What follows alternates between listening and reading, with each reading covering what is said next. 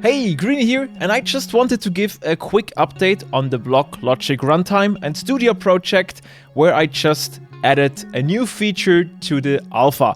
If you are interested in testing this and getting your hands on it early, there is a link in the video description. The Block Logic Runtime now supports manual and full manual operation modes. In this video, I just want to quickly demonstrate exactly that. For this, we have this demo coaster here, and you might already understand the block logic here, but in case you don't, I want to show you in Block Logic Studio real quick. This is the block setup. We have the station that leads into block 1, 2, 3, 4, 5, 6, 7, 8, 9 and back to station. Straightforward, there is only one catch. We have block number 4, which does not only check for the next block to be free, but instead we're checking for block 5, block 6 and block 7 to be free. Only when all those 3 blocks are free, we advance from block 4 into block 5. This block is being held free, this one as well, this one as well, and only once all those 3 blocks are free, our train will move forward 1 block and from there on regularly to the next, and so on.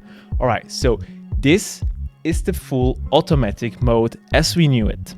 If we now use the in-game UI or the in-game control panel, we can simply press manual mode and the Block Logic Runtime now is in manual mode, which means that the Block Logic Runtime is still using the custom logic we set up in Block Logic Studio.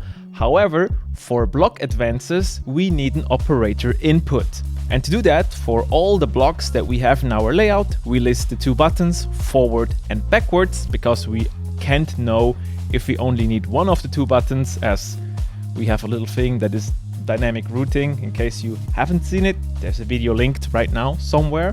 So we cannot know if we only need 1 button, but what we do know is what our operator needs to approve. In this case here, we only need to approve to move forward, so we only see forward button blinking right now. What's currently happening is we have a train on block number 6 that wants to advance forward to block number 7.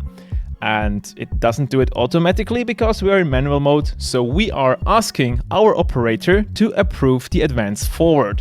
And if we want to do that, we simply click on advance forward and the system is moving the train forward. If we would have a special logic that is doing some routine or routing to some other blocks, that would be all handled automatically. In manual mode, all we do is we approve the so-called clearance points, which are usually happening automatically based on a catalog of conditions. So in manual mode, what happens is once a train hits the so-called clearance point, we work through a list of all the conditions that must be true in order to advance to the next block safely, but instead of just dispatching, we want the user, the operator, to approve this operation. Once we approve it, we then again run this list to make sure that it's still safe to move forward, and if so, we move forward. So let's actually move block number 9 into the station, and then we can move block 8, then we can move block 7, and because all the 3 are now on free, we can also move block 4, after that block 3, block 2, and so on. And you will see that the station is still dispatching automatically, even though we are in manual block mode. If we want to also dispatch the station manually, we will go to the station tab and switch from auto dispatch to manual dispatch. By the way, of course, we can also control this entire thing from the in-game control panel. So let's see.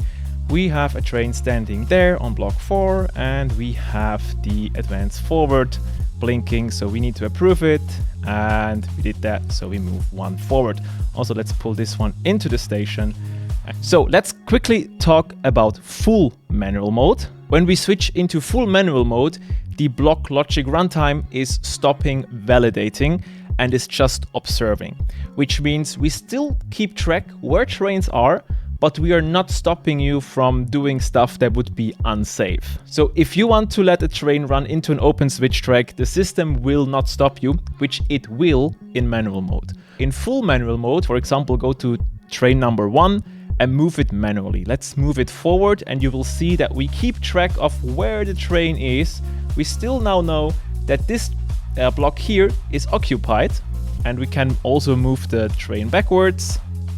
And the block logic runtime would not stop you from running into that train. That would be absolutely possible.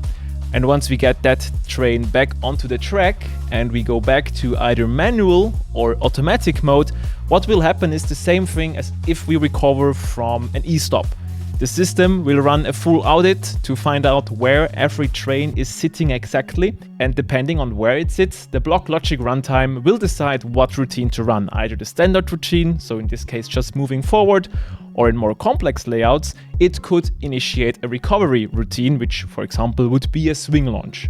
So let's demonstrate that. Let's just jump back to automatic, and everything should be working, even the conditional block logic where 3 blocks need to be free for 1 block to move forward. So one thing that we don't really have the time to get in this video is the labeling for the display here.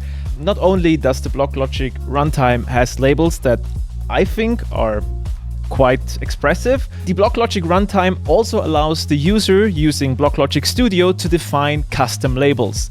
So if you are building a complex sequence, let's say a show sequence or a complex multi-swing launch sequence, you can have points in your sequence that do trigger special labels so that an operator would understand what is going on. This could also be used, for example, to display in what part of a show you are. And so yeah, this is a quick update on Block Logic Runtime and Block Logic Studio. If you're interested to become an alpha tester, help me shape this thing for a public release, there is a link in the video description down below. Shoot me a message and have fun testing. And I hope to be able to provide yet another update before the next NoLimits 2 Christmas update. All right, take care. I'm Greeny. Bye bye.